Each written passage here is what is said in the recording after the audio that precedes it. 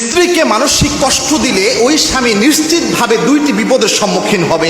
এই দুনিয়াতে তার দুইটা বিপদ আসবেই আসবে। এটা কিন্তু চিরসত্য একটা কথা। অনেকে মনে করে হয়তোবা স্ত্রীদের সাথে যাচ্ছে তাই আচরণ করলাম আর আমি এমনি জান্নাতে চলে যাব, অত সহজ বিষয় নয়। দুইটি শাস্তির মধ্যে একটা শাস্তি এই দুনিয়াতে আপনি পাবেনই, আর একটা শাস্তি তো আখিরাতে আছে। সেটা হচ্ছে কোন স্ত্রীকে আপনি কষ্ট দিলেন, আপনার স্ত্রীকে, তাহলে প্রথম যে আল্লাহ আপনাকে শাস্তিটা দিবেন সেটা হচ্ছে আপনার মানসিক শান্তিও আল্লাহ রাব্বুল আলামিন উঠিয়ে নেবেন। স্ত্রীকে মনে আঘাত করা, কষ্ট দেওয়া, এটা খুব মারাত্মক একটা অপরাধ প্রিয় ভাই। আল্লাহর হাবিব সাল্লাল্লাহু আলাইহি ওয়াসাল্লাম নিজের সবচেয়ে ভালো আচরণটা তার পরিবারের সাথে দিতেন, এবং কি আল্লাহর হাবিব সাল্লাল্লাহু আলাইহি ওয়াসাল্লাম স্ত্রীদের ব্যাপারে বলতেন রিফকান বিল কাওয়ারির, স্ত্রীদের সাথে নরম আচরণ করো। মা আয়েশা বলতেন আল্লাহর হাবিব সাল্লাল্লাহু আলাইহি ওয়াসাল্লাম বাইরে যতই ক্রাইসিস মোমেন্ট পার করুন না কেন, আল্লাহর হাবিব যখন ঘরের পরিবেশে আসতেন আমাদের মনে হতো জান্নাতের সুশীতল বাতাস ঘরের দিকে প্রবাহিত হচ্ছে। এবং কি আল্লাহ রাব্বুল আলামিন এই স্বামী স্ত্রীর সম্পর্কটাকে বলেছেন লিতাসকুনু ইলাইহা, একজন আরেকজনের কাছ থেকে মানসিক প্রশান্তি পাবে।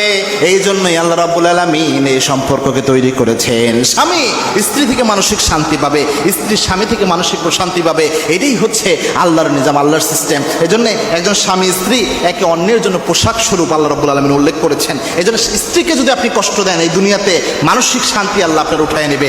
দুই নাম্বার যে শাস্তিটা আপনি পাবেন সেটা হচ্ছে এই যে স্ত্রীর উপর আপনি জুলুম করেন, কষ্ট দেন, তার চোখে পানি ফেলার আপনি কারণ হন, এটার কারণে আল্লাহ রাব্বুল আলামিন আপনাকে কিয়ামতে ধরবেন।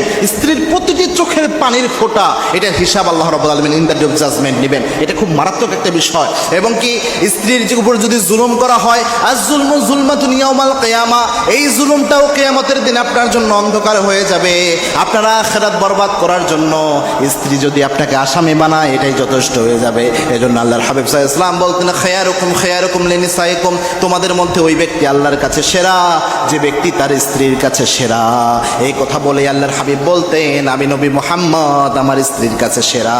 সুবহানাল্লাহ। এজন্য স্বামী স্ত্রীর কাছে ভালো হতে হবে, স্ত্রী স্বামীর কাছে ভালো হওয়ার চেষ্টা করতে হবে। এটা অন্যতম গুরুত্বপূর্ণ বিষয়। হ্যাঁ, কেউ যদি জালেম হয়, কোন স্ত্রী যদি জালেম হয় অথবা স্বামী যদি জালেম হয় সেটা ব্যতিক্রম হিসাব। তবে একজন নারীর জীবনে সবচেয়ে দামি সম্পদ হচ্ছে তার স্বামী, আর একজন স্বামীর জীবনে তার সবচেয়ে দামি সম্পদ হচ্ছে তার স্ত্রী। এবং আল্লাহর হাবিব সাল্লাল্লাহু আলাইহি ওয়াসাল্লাম এইভাবে উৎসাহিত করেছেন। আল্লাহ আমাদের বোঝার তৌফিক দান করুন, আল্লাহুম্মা আমিন।